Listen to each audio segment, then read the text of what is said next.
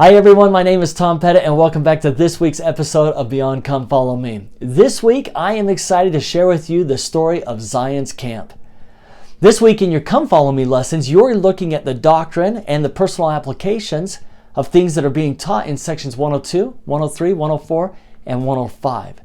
And as these sections deal primarily and even specifically with instructions given to Joseph regarding Zion's Camp, I'm going to share with you all the historical stories about what Zion's Camp was, what they did, and the wonderful, beautiful miracles that took place during that long journey that so many of these men and women made. Let's start in section 102, but before we get there, let me just recap because we're kind of in the middle of the story. Last week I told you all about our saints down in Missouri, how they got to Missouri, all the good, wonderful things that were happening there, and then how those good, wonderful things turned negative and things weren't going so well. And it got to a point where there was physical violence, and eventually the Missourians drove them out of the county, Jackson County. So now our poor saints, literally poor, no money, but poor emotionally and heartbroken, but they're now without land or property, they're without money, and they're without a home. They don't know where to go. Joseph receives word from a couple of individuals coming from Missouri exactly as to what's going on. He prays about it to find out what he can do, and section 103 is received. So that's where we are. That's where we're getting to. That's what happened. If you missed last week, just go find that video and it'll bring you right up to speed to where we are. But while all these things are going on in Missouri, Joseph is busy in Kirtland. He's establishing the organization of the church. And here in this home that's pictured behind me, he organized here the first, in this dispensation, the first high council. And that's what section 102 is. It's the outlining exactly what a high council does. And as you go through and you study the Lord's direction as to what a high council does and what they do and how they do it, and then you pull out our current church handbook of instructions and you look up the section on high council, you'll see that it's the same. That the responsibilities that were given or expected from the High Council in Kirtland, that same expectation is here for our High Councils in every stake throughout the world. And so one thing that I enjoyed doing as I looked at section 102 is to see the consistency of the Lord. What was proper organization back then is still proper organization today. And the consistency, the worldwide consistency, is amazing. Any stake that you go to in any country, speaking any language with whatever background or customs that particular people have, the High Council is still doing the exact same thing the exact same way. Or pretty darn close to the instructions that are given here. And so that's what I love about section 102 is just seeing the timelessness of the Lord's house of order that we still enjoy today. So now we've got our High Council. And it's important that we have our High Council because their first responsibility is going to be counseling about what to do with the Missouri problem. And it's going to be this High Council, along with the First Presidency, that authorizes the organization of Zion's Camp. Now I'll continue to say Zion's Camp. Originally it was called the Camp of Israel. But over time for whatever reason, it's now been referred to as Zion's Camp. But the people who were there in that present time referred to it as the Camp of Israel. I'll just say Zion's Camp. It's the same thing though. So we come to section 103 and you read in the chapter heading that Parley P. Pratt, Lyman White, who experienced the atrocities down in Missouri, they come to Kirtland to report to Joseph. Joseph, here's what's going on. And he hears them out.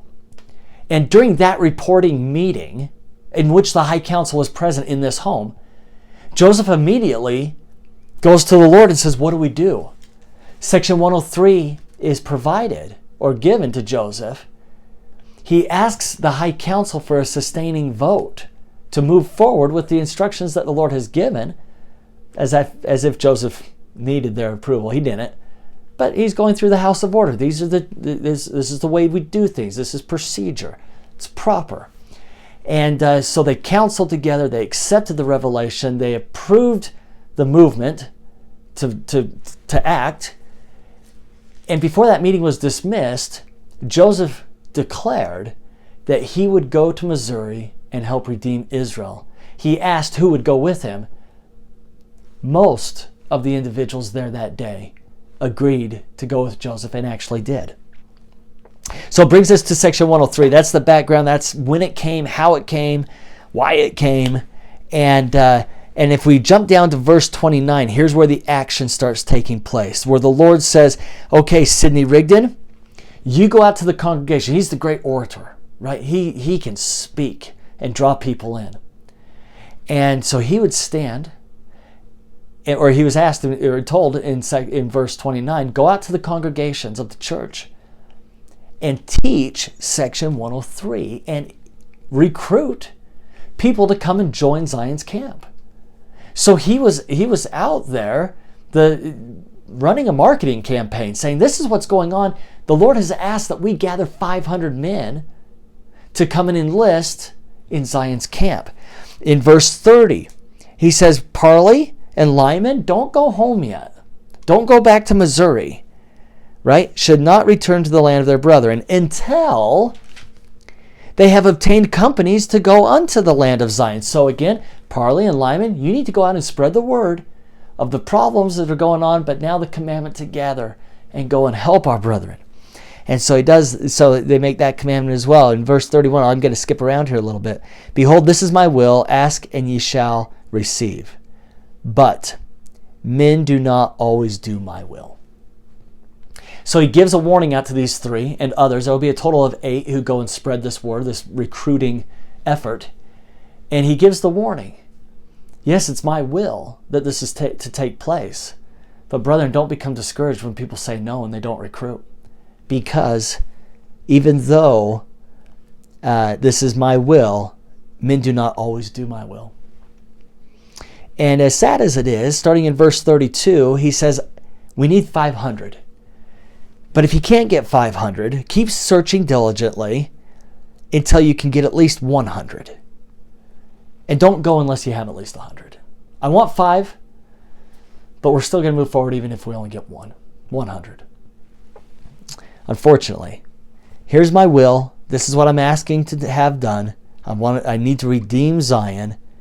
But regardless of all that, everybody has their agency, and some will choose not to be obedient, not to follow.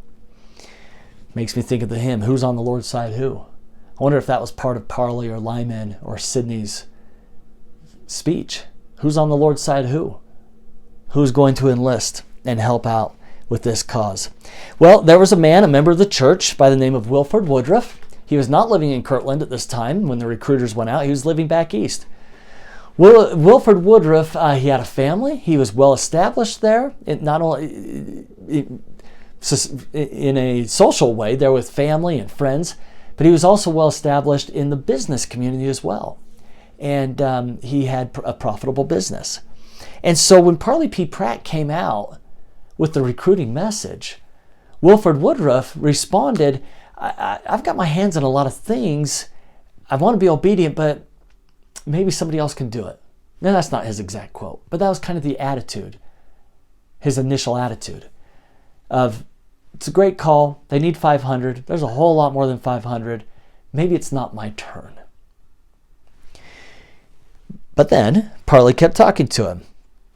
And here's how Wilford Woodruff, and Parley was able to convince him otherwise. But Wilford Woodruff in his journal says this, I told Brother Parley our circumstances.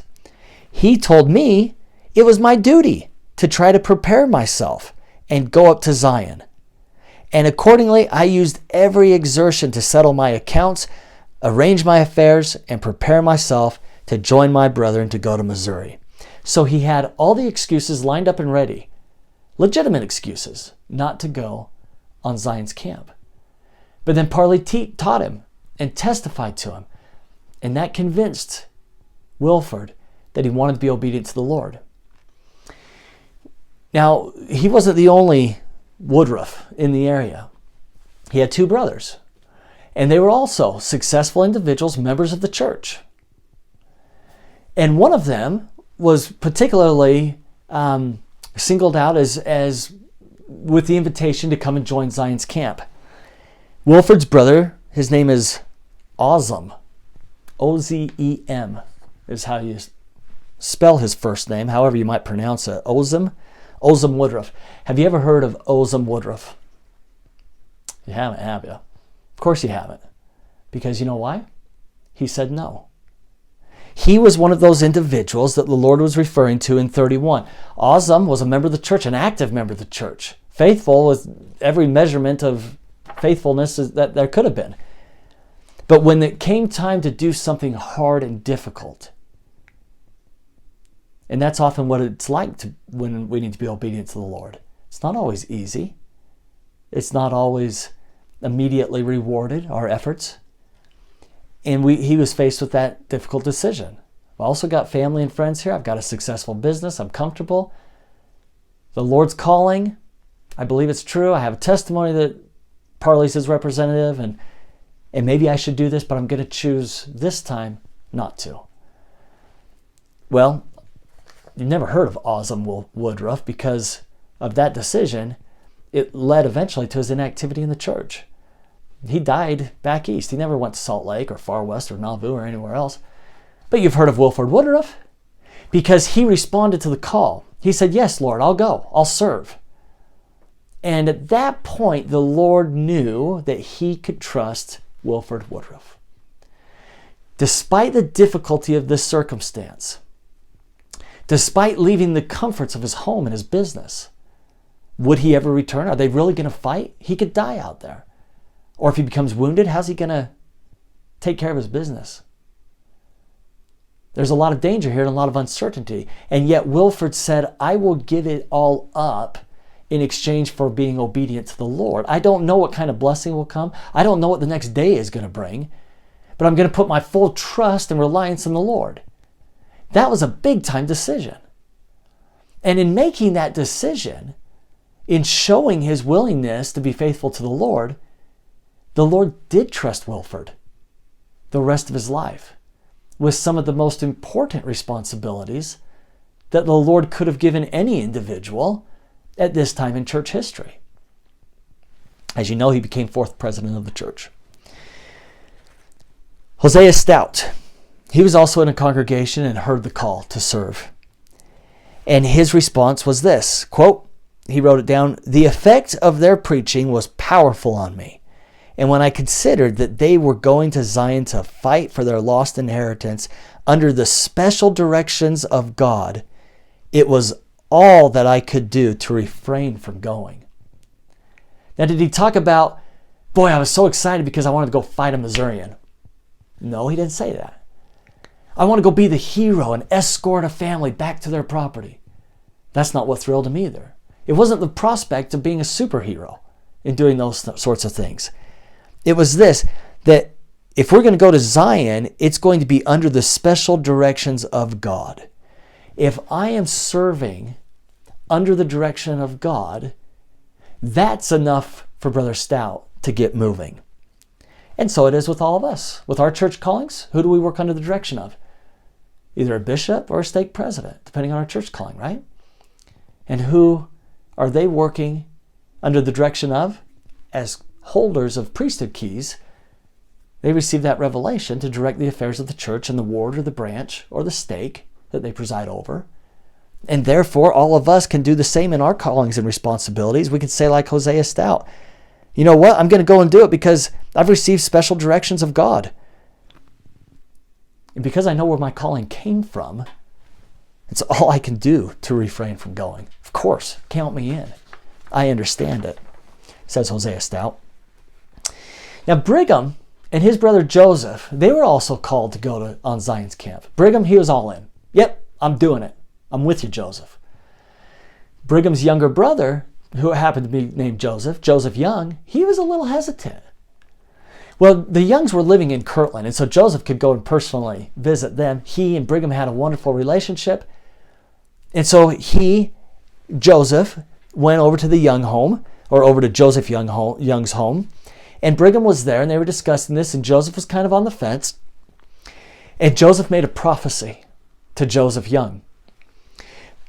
Joseph Smith said, if you will go with me in the camp to Missouri and keep my counsel, I promise you, in the name of the Almighty, that I will lead you there and back again, and not a hair of your heads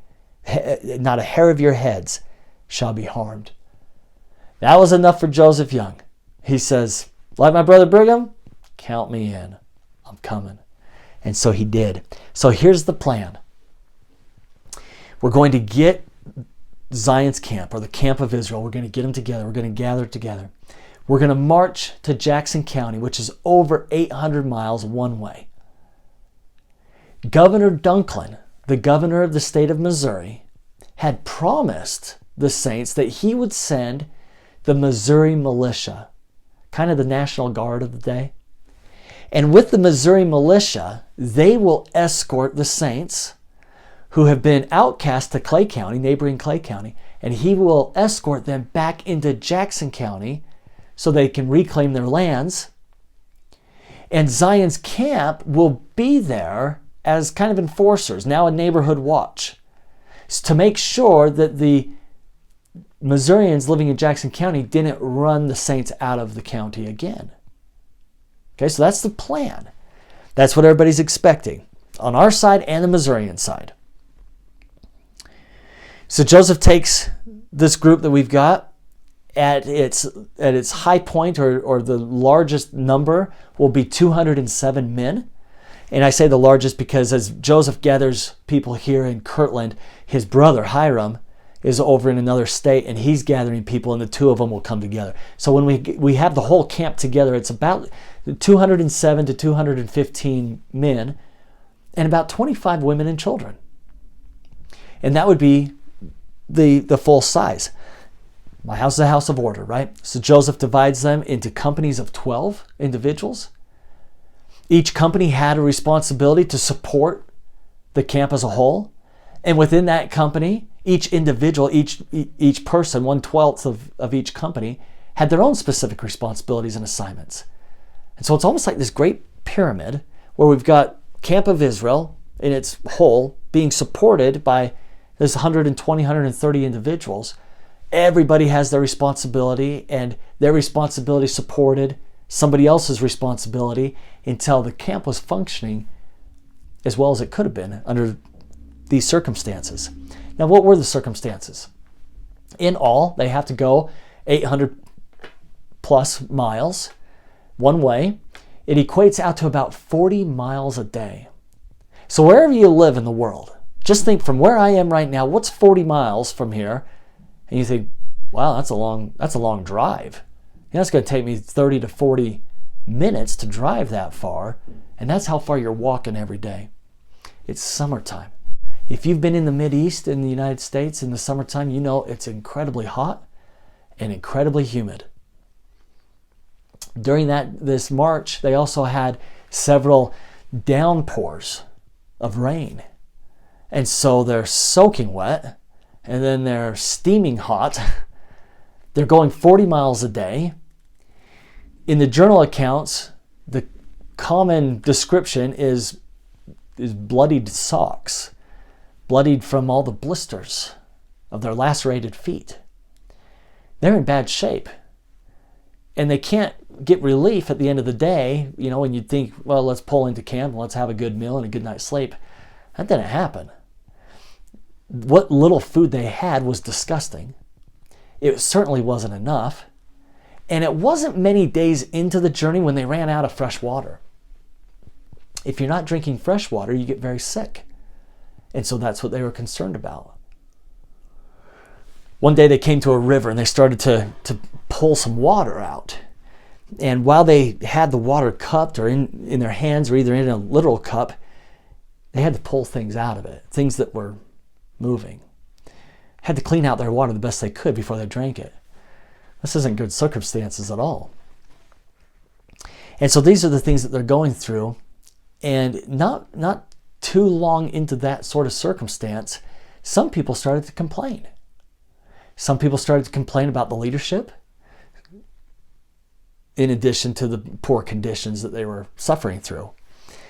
One of the leaders of the contentious party within Zion's camp was a man by the name of Sylvester Smith, no relation to the prophet. And Sylvester, he would complain outwardly, loudly, and directly to Joseph, about Joseph, and about how horrible the conditions were. And he was starting to stir people up to anger. Joseph warned him. In fact, he stood up on a wagon wheel, gathered everybody together, and he corrected the behavior. And he said that if we don't humble ourselves, brethren, the Lord will send a scourge. Well, Sylvester didn't leave it alone. He kept festering people and up to anger and being contentious and complaining. And as that continued, one day, every single horse in the company got sick. We can't move. We can't, the horses are sick.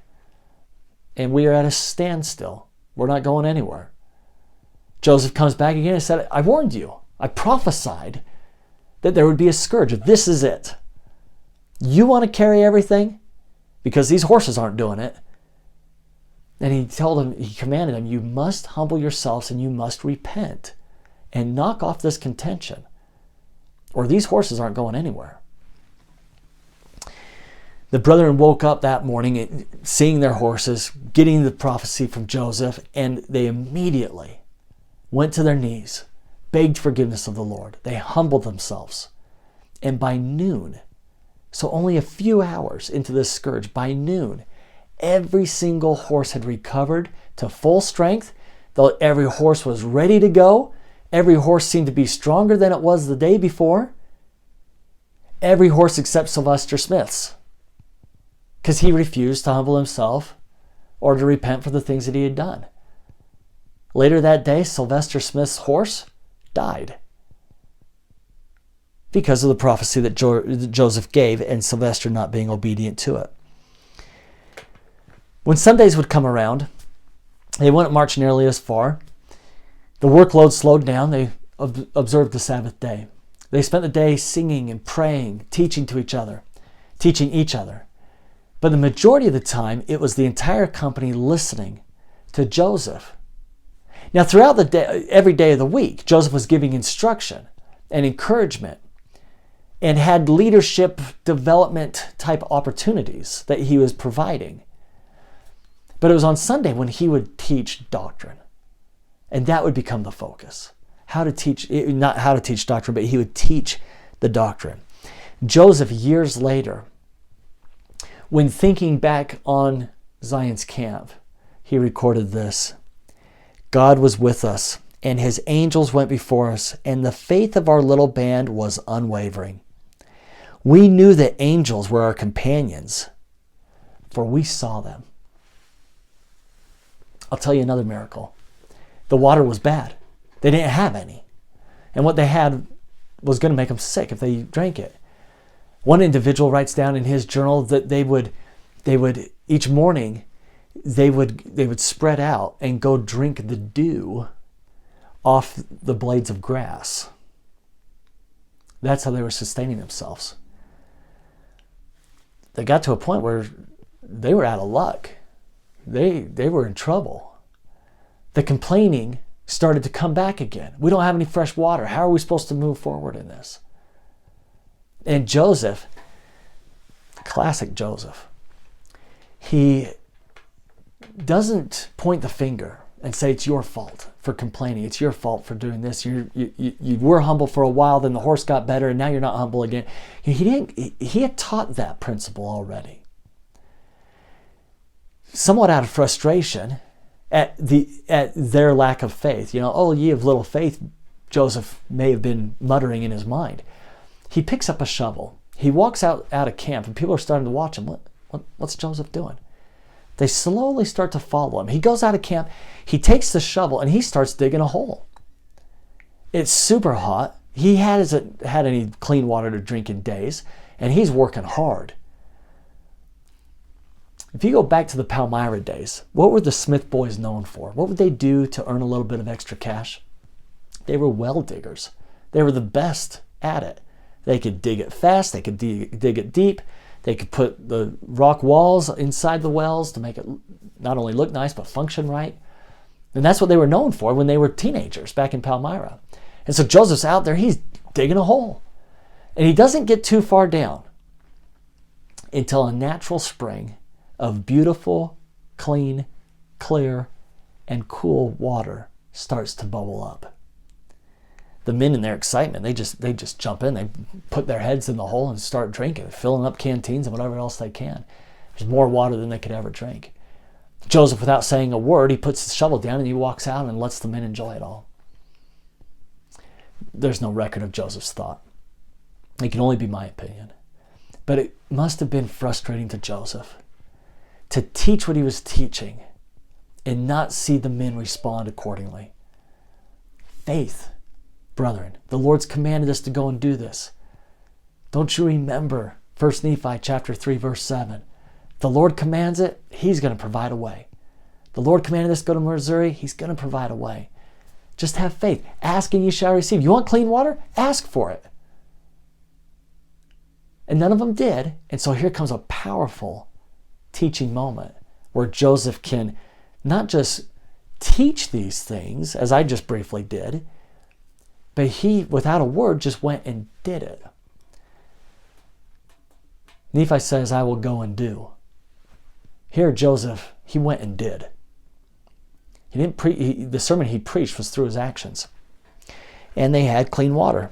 Stayed healthy. They were able to carry jugs and whatever else they carried water in. They were able to carry it on with them throughout the rest of the journey from that wonderful miracle. A lot of these miracles, and I've got a few more coming, they sound like they're taken right out of the Old Testament. I mean, you know the story about Moses getting the water out of the rock. I've got some more Old Testament type miracles coming to Zion's camp here. Now Joseph said, we were surrounded by angels. We saw them. And so they were continually and constantly being blessed by the Lord. As they were moving these 800 miles, people took notice. And word was getting out ahead of the camp that this Mormon army was coming. And so they ran into some hostilities. They ran into some people. They'd go to town where they were anticipating purchasing some supplies. And the people refused to do business. Your money's no good here. Not that we're going to give you our goods for free, but we're not going to accept your money in exchange for our services or our goods here because we're not giving them to you. We don't sell to you guys. And so even though they had opportunities, they couldn't take advantage of those opportunities because of the hostilities from the non-members of the church that they found along their way. Now that was kind of the least of their problems. The bigger part of the problem that came with those hostilities as they went town to town is people were angry. People would throw things at them, threaten to kill them. And so there was a physical danger, not only in not getting supplies that they desperately needed, but a physical danger to their lives because of all these people that hated them. And why they hated them, they didn't even know. The locals. Joseph would testify that the company would appear larger or smaller as needed. A couple of examples. One time as they're approaching a town, it was impressed upon Joseph that this was a town that was going to be really hostile towards the saints. And it would be a dangerous situation. So before they got into town, Joseph broke up the company into small groups. You guys go a long way that way and then turn, meet us on the other side of the town. You do the same this way, you go a short distance. It's almost like he's directing traffic to put small groups of people through and around this town. Whereas the locals are looking for this big army of people. Well, now they're just seeing a half a dozen here, a dozen there. That's not the army we were expecting. And so they're still looking, still waiting, still watching. Now, just the opposite. There was times when they would approach a town and the people didn't do anything. They just stood still, almost. Quiet, peaceful. And they just let the group go through town without any harassment. And later, the individuals who were in those towns would testify that the army seemed to have 1,000 people or 1,600 people or more by some estimations. Now, I told you earlier how many were in Zion's camp. Total of about 230. So why did it appear to be 5 to 10 times larger? Because who's going to mess with an army that big?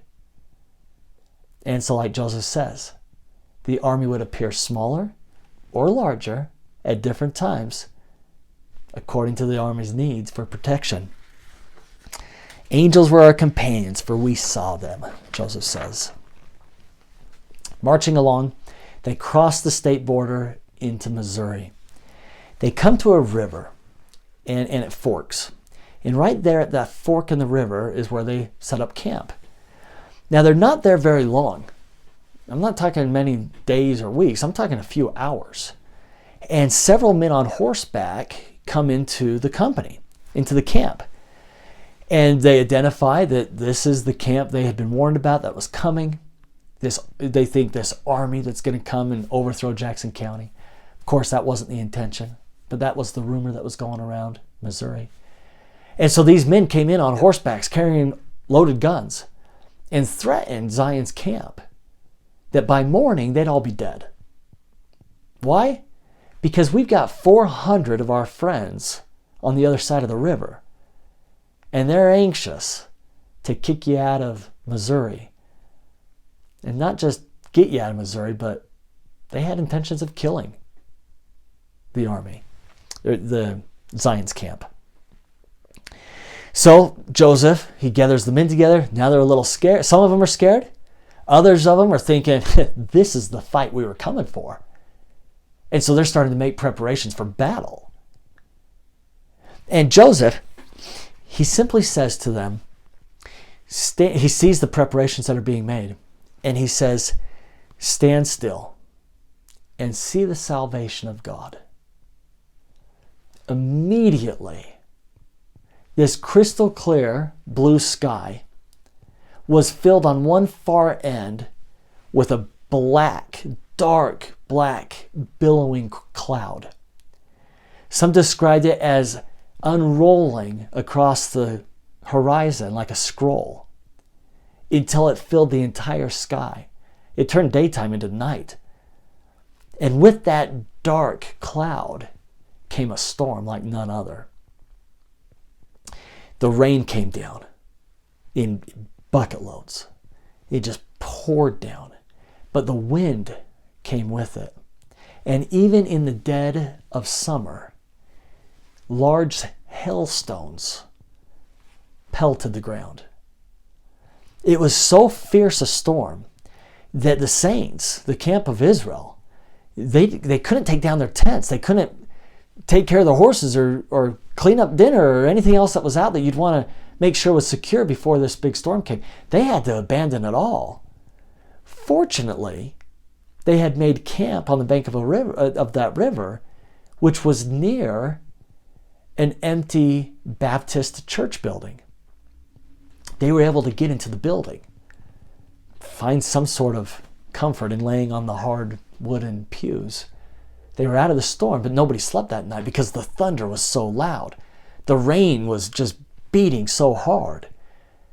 And the wind swirling around. I'm sure they were all fearful. But in the morning, they went out to assess the damage. Trees had been uprooted. Those that hadn't had their big, large limbs broken off. Total destruction, except for that little Baptist church, which remained completely intact. Not even the windows crashed open. They went out to the river, which divided them from this angry Missourian mob. And they found that the river depth had crested the banks of the river and was 40 feet deep. This little river that those men had crossed the night before, it's impossible to cross. The Lord literally threw out a storm to divide the bad guys from the good guys. It's the kind of thing that Moses had to deal with Pharaoh, it sounds like, right? But this is what was happening at this campsite in Missouri in the 1830s. Joseph later, again thinking back on Zion's camp, he would say this about that storm. It seemed as if the mandate of vengeance had gone forth from the God of battles to protect his servants from the destruction of their enemies. The camp moved on. They crossed the river when it had subsided, and they were able to, and they continued on their journey with the intention of making it into Jackson County. First to Clay County, that's where the saints were, and then to help escort them with the help of Governor Duncan's promised Missouri militia into Jackson County. A couple of representatives from Clay County came out to the camp. Now, Zion's camp was no secret to the Missourians. We weren't sneaking up on them. As I said, along the trail, word had gotten out. People knew they were coming. So non-members of the church from Clay County come out to meet Joseph, and they give him a warning. They say, listen, over the last few weeks, the newspapers in Jackson County have been publishing some things that we know to be false. You definitely know is false, and that is that the Mormons are raising up an army to overtake Jackson County. And so in response, the folks in Jackson County have gathered up a mob with the intention of killing any member of the church that crosses the Missouri River. It's the Missouri River that divides, it's the boundary that divides Jackson County from Clay County. Anybody who comes into Clay County who's a member of the church, this mob has the full intention of killing. And remember, this is years before the extermination order. So they're not following an evil law. These are just evil men. So Joseph gets the warning. And so Joseph goes to the Lord. Oh, in addition to that, not only were the representatives from Clay County warning Joseph of the army in the impending battle that would take place in Jackson County, but they also said, yeah, Governor Duncan, he's not sending the Missouri militia. You guys are on your own. Why did Governor Duncan back out? Well, because he turned his back on the saints, first and foremost. But he was also fearful of a civil war. He recognized that the saints that were living in Clay County, they were citizens of the United States of America. As landowners, and for other reasons, even though those lands were taken from them, they were, by all sense of the word, they were citizens of Missouri because they had been living there, working there. And so if he sees one group of people and another group of people that are ready to kill each other, he says, that's a civil war. He says, to avoid this civil war, I'm going to take back my promise of protection. I'm going to take back my promise to enforce the law. I'm going to take back my promise to make sure that these American citizens are protected under the Constitution, which governs our country and provides to them certain rights and guarantees which have been stripped from them. He takes all that back. And he says, you know what, Joseph, you're on your own. So Joseph's on his own. He was planning on the Missouri militia going in and doing all the dirty work and the hard lifting. They're gone. There's a big time mob ready to kill in Jackson County. So Joseph goes to the Lord. And he says, Lord, what should we do? And in response, at this moment in our history, on the banks of that river, Joseph receives Section 105. And Section 105, to continue with the history, he says, Lord, what do we do with this information? And the Lord gets right to it. Verse 1, verily I say unto you, who have assembled yourselves together. So those of you who are in this camp of Israel, in Zion's camp, those of you who have assembled yourselves together, that you may learn my will concerning the redemption of mine inflicted people. So you who voluntarily joined Zion's camp, marched 800 miles to come and bring redemption to my afflicted people. Redemption meaning to redeem them from the atrocities that have taken place. So he says, I'm talking to you guys, Zion's camp. Behold, I say unto you, were it not for the transgressions of my people, speaking concerning the church and not individuals, they might have been redeemed even now. But they have not learned to be obedient. What haven't they been obedient about? We talked about that last week. Section 101, verses 6, 7, and 8. The Lord outlines. It's like a bullet point. You didn't do this, you didn't do this, you didn't do this, you didn't do this, you didn't do this, even though I told you to. Now, since we went over that last week, I'm not going to go through it again, but that's where we find the answer. What weren't they being obedient to? Go back to 101, verses 6 through 8. Okay, and then in addition to those 3 verses in section 101, he lists out a few more things that they didn't do. But I'd like to take you down to 1, and that's in verse 4, and are not united. So these are some of the things that you haven't done that I've asked you to do is you haven't been united according to the union required by the law of the celestial kingdom. That's an interesting phrase. What does that mean? Verse 5, and Zion cannot be built up unless it is by the principles of the law of the celestial kingdom. So there he gives the law of the celestial kingdom. So of all these things that you have not been obedient, let's back up. If you had been obedient, Zion would have been redeemed by now. You weren't obedient because you didn't do these things. Bump, bump, bump, bump, bump. And we cannot have a Zion, either physical location Zion or a Zionist people, until they start living the law of the celestial kingdom. What in the world is the law of the celestial kingdom? The law. Let's go back just a few years. 4. How many years? I'm going to take you back 4 years. It's only been 4 years. Joseph was in Fayette at the Peter Whitmer farm. And Sidney Rigdon, new member of the church, and Edward Partridge, wanting to be a new member of the church, soon to be, came out to visit Joseph. They said, hey, there's a lot of great success happening out in Kirtland. That's where we're from. You got a lot of persecution. We don't have any persecution. We got more members there than you have here. Why don't you come out to Kirtland? Joseph says, I like that. I like the sound of that. Let me pray about it. He receives a revelation. And in that revelation, the Lord says, go to the Ohio, and there I will give unto you my law and endow you with power from on high. He was referring to the temple. Go to Kirtland and we'll build a temple. A couple of weeks ago, I spent a lot of time talking about the building of the Kirtland Temple. And in a couple of weeks, we'll talk about the dedication of the temple. But that's it. Go to the Ohio, and there I will give unto you my law and endow you with power from on high. So here's that word law again, the law of the celestial kingdom. Where do we learn what the law of the celestial kingdom is? In the temple. Joseph Fielding Smith taught of the temple endowment. That the things that are taught there, the laws, he said, they are not the laws of the telestial kingdom. They are not the laws of the terrestrial kingdom. They are the laws of the celestial kingdom.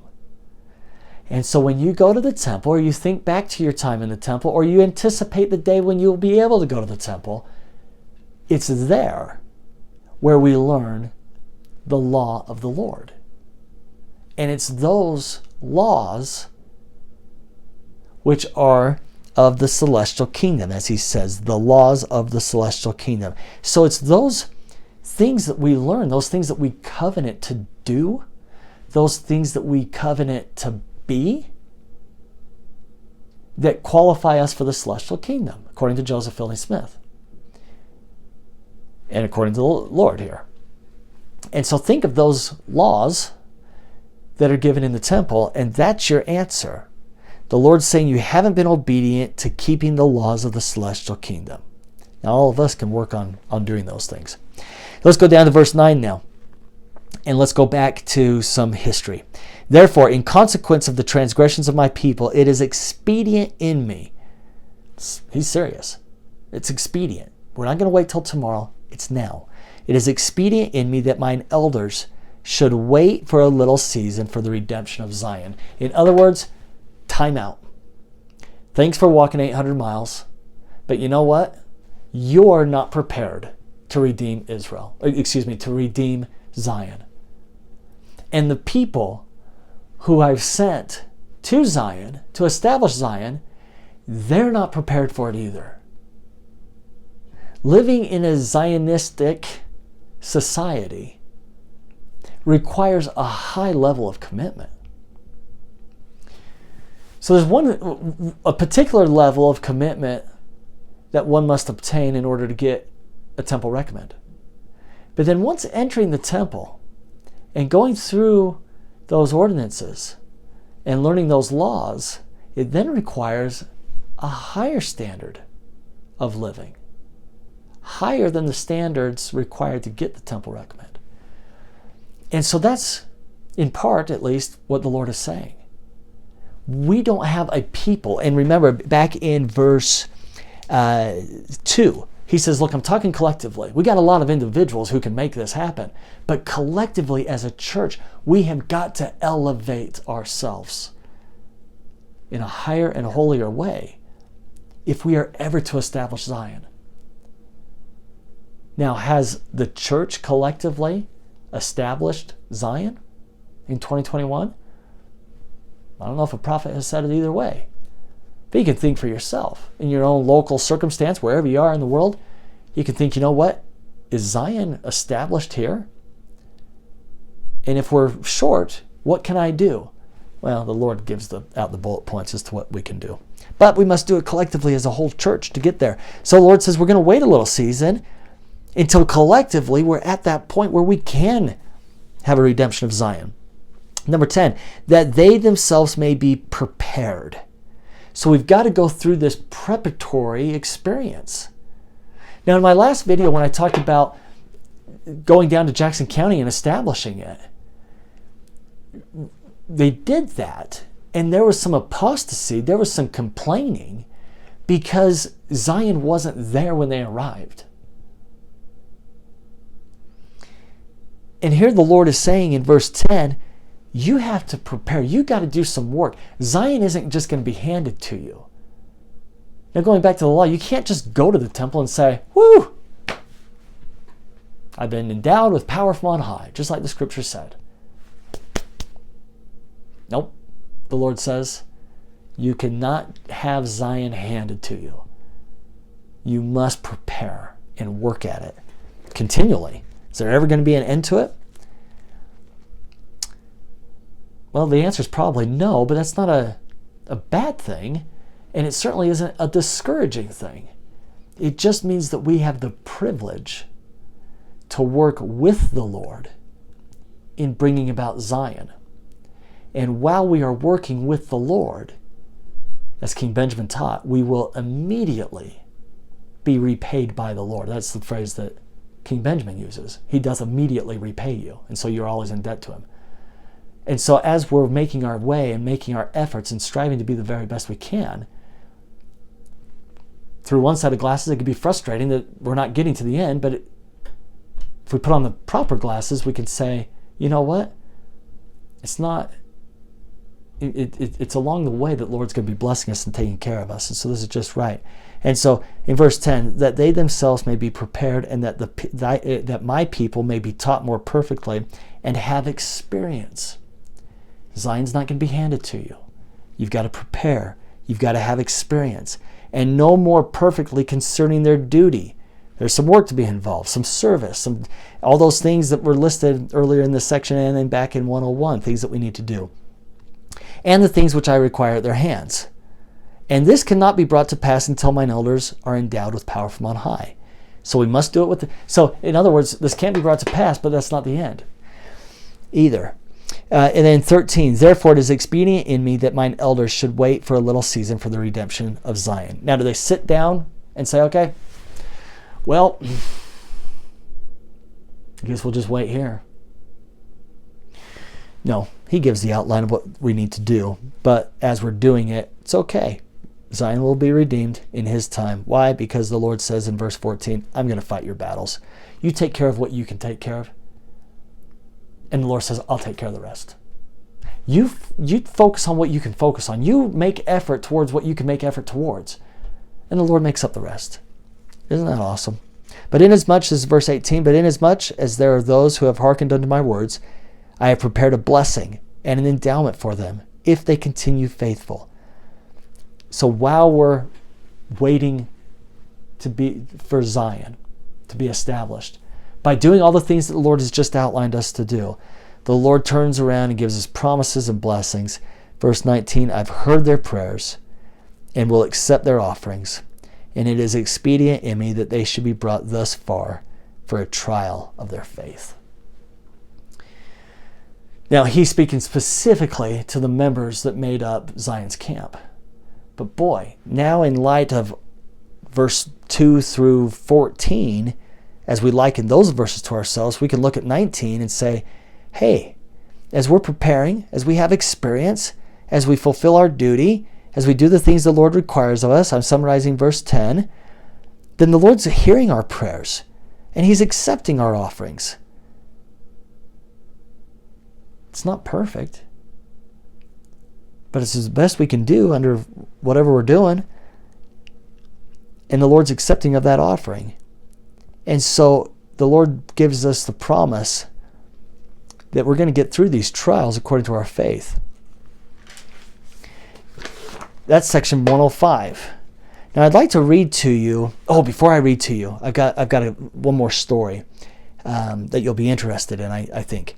So when section 5 comes out, or section 105 comes out, some of the people, like Sylvester Smith, they get upset. They were wanting to kill a Missourian, or at least have fun with bullying them and putting our saints back where they rightfully belong. And some of them were disappointed. And some of them were angry. What do you mean? We've marched all this way. We've suffered so much, and we don't get a fight? You mean we did all this and Zion's not going to be redeemed? They didn't go back and study the verses that I just spent some time on. If they had, maybe their attitude would have been a little different. But it led to some apostasy. It led to some complaining. And Joseph stood up again and he said, brother, we've been through this before. Remember your horses? It's not going to be your horses this time. It's going to be you. If you don't humble yourselves, it's going to be you this time that's scourged. And within a few hours, they all got sick. Everybody got sick, even Joseph. The entire camp was sick. And it came on hard. 14 people died because of this scourge, this illness. And when things got really rough, the men decided it's time to pray and repent. And so they did.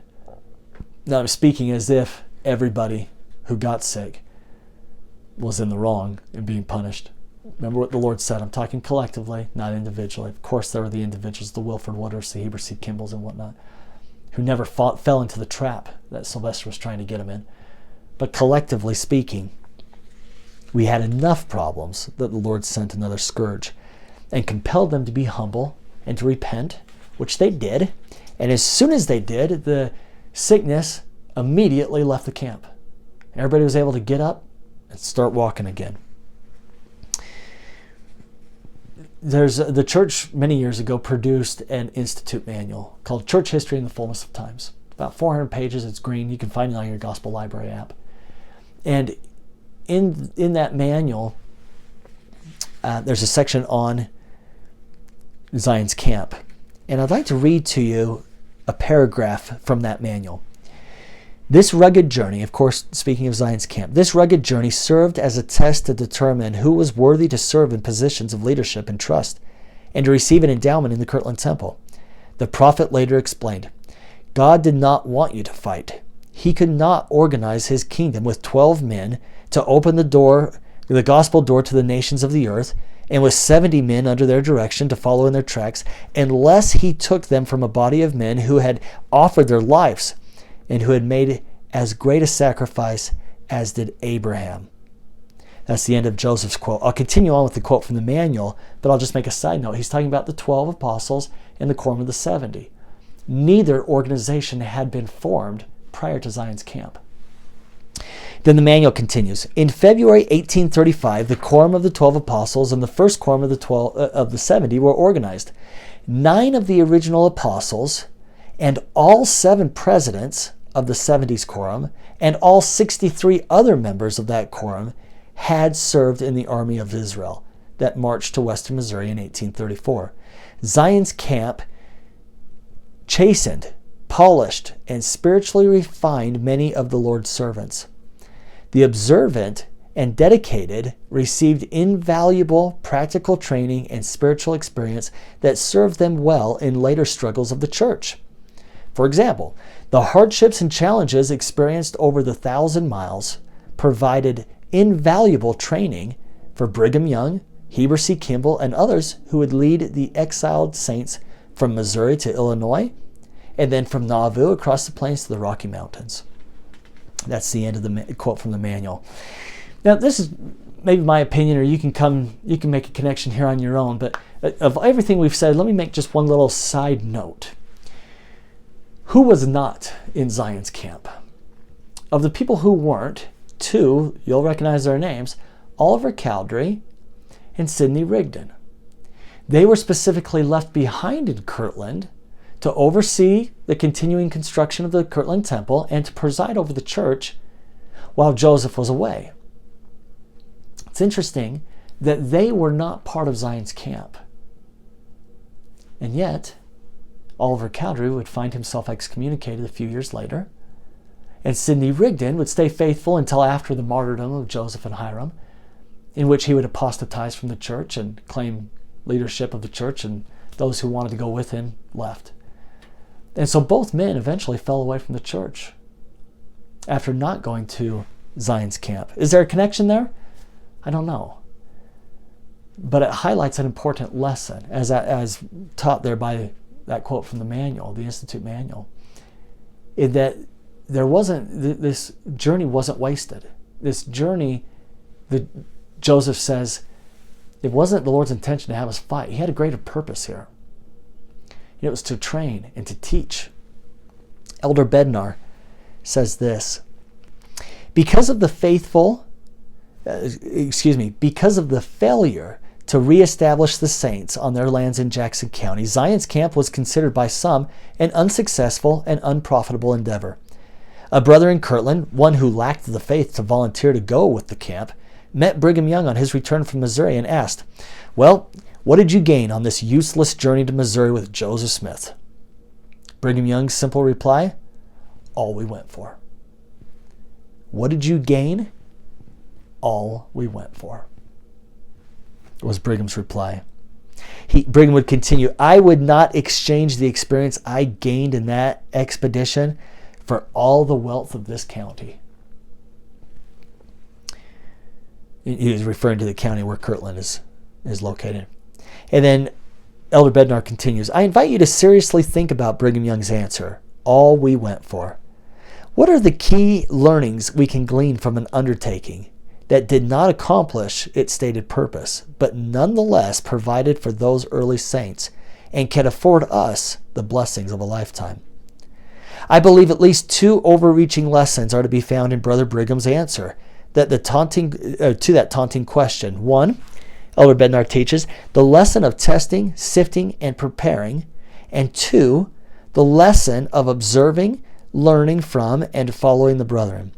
I emphasize that these lessons are as important, if not more important, for us to learn and apply today as they were just over 180 years ago to the volunteers in Zion's camp. Now, the best I can relate to Zion's camp, I haven't been through an experience like that physically, but throughout the world, we take our youth, our young men and our young women, and we have high adventure for our young men, we have camps, Aaronic priesthood encampments, whatever you want to call it. We pull them out of their of daily life, and we go somewhere and do something. Young women, same thing. Pull them out of daily life, daily routine, and go to girls' camp annually. Sometimes for youth conference, we'll bring some of the young men and young women together and do the same. Pull them out of reality for a little bit. Now, it's been my experience that when I've been a leader, let me back up.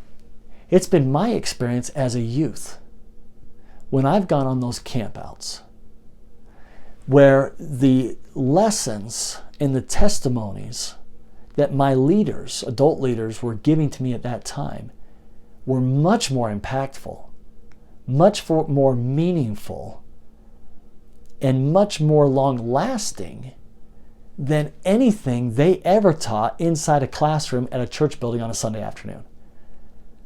I don't know why that is. But sitting around a campfire, I learned from my leaders lifelong lessons that I still recall today. And some of those Sunday lessons, I don't remember so much. There's just something about removing ourselves from the daily routine shutting off the phones and the TVs and getting away and just having a focus. That's what Zion's camp was. They left it all behind and they were focused, hanging on to the words of the prophet. And it was their refiner's fire moment where they grew spiritually, not only in their intellect, but in their commitment and conversion to the gospel of Jesus Christ. Years later, as an adult leader, I've taken a lot of youth out of regular routines, away from electronics, and taken them away to where they can focus. And on the flip side is now being the adult leader, providing the opportunity and experience for the youth. It's easier for me to see than it was at the time as a youth to see what was happening. To these youth, when they are away and they can focus, and testimonies are deepened because of that focus. And they're strengthened, they're edified, they're lifted up, and they start to become molded into what the Lord would have them be. So although the purpose of our youth camps and other youth activities isn't to redeem Zion in the way that it was outlined in section 103, but maybe our journeys aren't nearly as difficult, not even close, but still the concept is the same. Come away for a little bit. Focus on the things of the Lord and let the Lord touch our hearts and mold us in a way that is sometimes more difficult to do when we're stuck in our regular routines and focused on our phones and other things that sometimes we just need to get undistracted from so the Lord can teach us. The Missouri story is not over. In fact, we might be halfway of what all the stories I need to tell you. And that story is going to unfold over the next few weeks. This is part 2 of our Missouri story. You got to go backwards to see that video if you missed it. If you want to make sure that you don't miss the future ones, there's a few things you can do. You could just check back in on YouTube or wherever you found this video to see when the next video is posted. Or if you want me to notify you, send me your email address. I'll send the link to you as soon as it's available. If you like that for a couple of weeks and then you don't, just hit unsubscribe and you're done. So no big deal there. Or if you prefer not to communicate with me by sending me an email, then you can go to my blog and you can put your email address there if you want. Then you'll be immediately notified if that's the way you want to do it. If you don't want to subscribe on either way, it's no big deal. Just keep coming back for these free videos. It's great. But the blog is my name, Tom C. Pettit, TomCpettit.com. Or you can email me at storiesoftherestoration@gmail.com. So that's sections 102 through 105. As you're reading and studying the doctrine, make sure to apply it. You'll see that all these historical stories are so relevant, as Elder Bednar says, perhaps even more relevant to us today than it was to those early saints. But that's section 102 through 105. I hope you have a great week, and I look forward to finishing more of the Missouri story with you soon.